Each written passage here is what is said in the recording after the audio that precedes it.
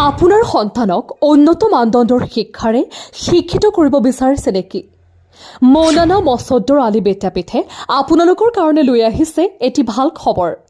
হোজাই জিলাত আলোড়ন সৃষ্টি কৰা অসমীয়া মাধ্যমৰ এইখনেই হৈছে একমাত্ৰ বিদ্যালয়, যিখন বিদ্যালয়ত অভিভাৱকসকলে নিজৰ সন্তানক নামভৰ্তি কৰিবলৈ হেতা ওপৰা লগায়। হাইস্কুল শিক্ষান্ত পৰীক্ষাৰ ফলাফলত 100% উত্তীৰ্ণৰ হাৰত উজ্জ্বলিল নীলবাগানৰ শৈক্ষিক জগতত জাগৰণৰ সৃষ্টি কৰিছে। স্কুলখনত ইতিমধ্যে 2025-26 শিক্ষাবৰ্ষৰ নামভৰ্তিৰ প্ৰক্ৰিয়া আৰম্ভ হৈছে। শীঘ্ৰেই স্কুল কৰ্তৃপক্ষৰ লগত যোগাযোগ কৰি আপোনাৰ সন্তানক নামভৰ্তি কৰিবলৈ আহ্বান জনাইছে। স্কুলখনত সীমিত আসন থকাৰ কাৰণে আগতে অহাজনক অগ্ৰাধিকাৰ দিয়া হ'ব বুলি স্কুল কৰ্তৃপক্ষই জানিবলৈ দিয়ে। ইফালে বিদ্যালয়খনত 10গৰাকী অভিজ্ঞ শিক্ষক-শিক্ষয়িত্ৰীৰ আৱশ্যক হৈছে। 7গৰাকী ইংৰাজী বিষয় শিক্ষক আৰু 3গৰাকী বিজ্ঞান শিক্ষকৰ আৱশ্যক হৈছে বুলি বিদ্যালয়ৰ অধ্যক্ষ ফকৰুদ্দিনে জানিবলৈ দিয়ে। ইচ্ছুক প্ৰাৰ্থীয়ে বিদ্যালয়খনৰ কাৰ্যালয়ত বায়'ডাটা জমা দিবলৈ আহ্বান জনাইছে স্কুল কৰ্তৃপক্ষই। News desk report, Nilbagan live. আপোনালোক নিশ্চয় অৱগত যে 2008 চনত মৌলানা মছদ্দ আলী বিদ্যাপীঠখন স্থাপন কৰা হৈছিল আৰু বৰ্তমান বিদ্যালয়খনৰ যিটো শৈক্ষিক উত্তৰণ আৰু ইয়াৰ সফলতা নিশ্চয় হোজাইবাসী তথা অসমৰ বিভিন্ন ৰাইজৰ নজৰ সপোনত।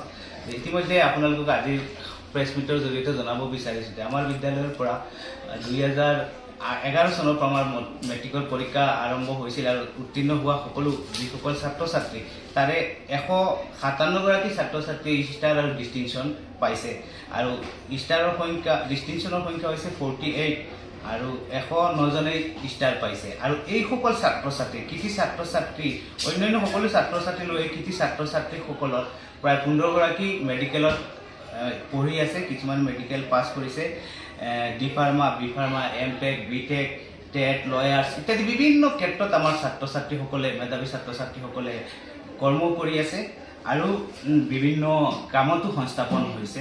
গতিকে আমাৰ বিদ্যালয়খনৰ যিটো আমি শৈক্ষিক যিটো গুণগত শিক্ষা ইতিমধ্যে আমি দি আছোঁ আৰু এইটো আমাৰ এটা কমিটমেণ্ট। ইতিমধ্যে আমাৰ 2025 আৰু 26 বৰ্ষৰ যিটো ভৰ্তি প্ৰক্ৰিয়া এইটো আৰম্ভ হৈছে।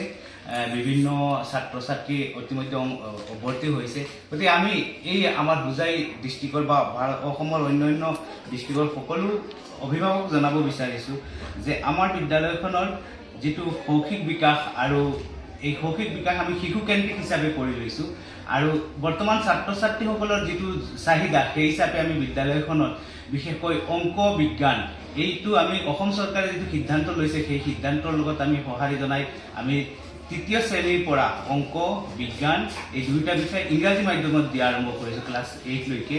যিটো ফল ইতিমধ্যে আমি পাইছোঁ আমাৰ ছাত্ৰ ছাত্ৰীক ইণ্ট্ৰডিউচ কৰাৰ ফলত ছাত্ৰ ছাত্ৰী যথেষ্ট উপকৃত হৈছে।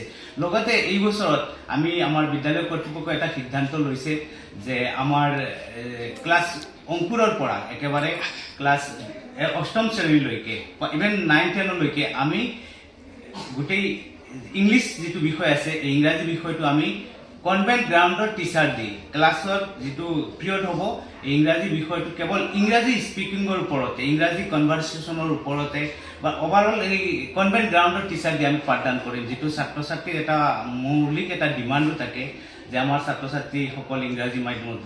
গতিকে কোনো এজন অভিভাৱকে এইটো এটলিষ্ট উপলব্ধি কৰিব নোৱাৰিব যে তেখেতৰ ল'ৰাটো অসমীয়া মাধ্যমৰ বিদ্যালয়ত পঢ়ি আছে। ইংৰাজী অংক বিজ্ঞান এই ক্ষেত্ৰত আমি সঁহাৰি জনাই এইটো আমি সিদ্ধান্ত লৈছোঁ। অভাৰঅল ইংলিছ এংলো এছামিজ বিদ্যালয় আমি প্ৰতিষ্ঠা কৰিবলৈ গৈ আছোঁ। প্ৰতিষ্ঠা মানে এইখন আমি আমাৰ যিটো চিলেবাছ এইটো আমি এনেধৰণে আগবঢ়াই লৈ আছোঁ। 2025-26 বৰ্ষত আমাৰ বিদ্যালয়ত নতুন কিছুমান শিক্ষকৰ প্ৰয়োজন হৈছে আৰু যিখিনি প্ৰায় 7জন আমাৰ ইংৰাজীৰ কাৰণে টিচাৰ লাগে ইংলিছ ছাবজেক্টৰ। গতিকে 7জন আমাৰ ফুল্লি কনভেন্ট গ্ৰাউণ্ডৰ টিচাৰ আমাৰ দৰকাৰ হৈছে ইংৰাজী বিষয়ত আৰু 3জন BSc শিক্ষকৰ দৰকাৰ হৈছে যিসকল কেৱল ছায়েন্স পঢ়াব, মেথছৰ কাৰণে নহয়, ফিজিক্স সেইখিনি কনভেন্ট গ্ৰাউণ্ডৰ হ'ব লাগিব।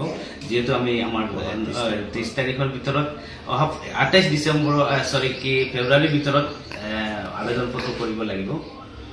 যোগাযোগ কেনেকৈ কৰিব? যোগাযোগ স্কুলৰ নম্বৰ আছে বা স্কুলৰ অফিচ আছে, এইখিনিতে আহিব পাৰিব। ইণ্টাৰভিউৰ মাধ্যমেৰে আমি দিম আৰু এটা নিগচিয়েবল এটা কি পাব, চেলাৰী পাব। সৰ্বমুঠ কেইজন শিক্ষক লাগিব? মুঠতে 10জন লাগে। ইংৰাজী বিষয়ৰ 7জন আৰু ছায়েন্সৰ 3জন।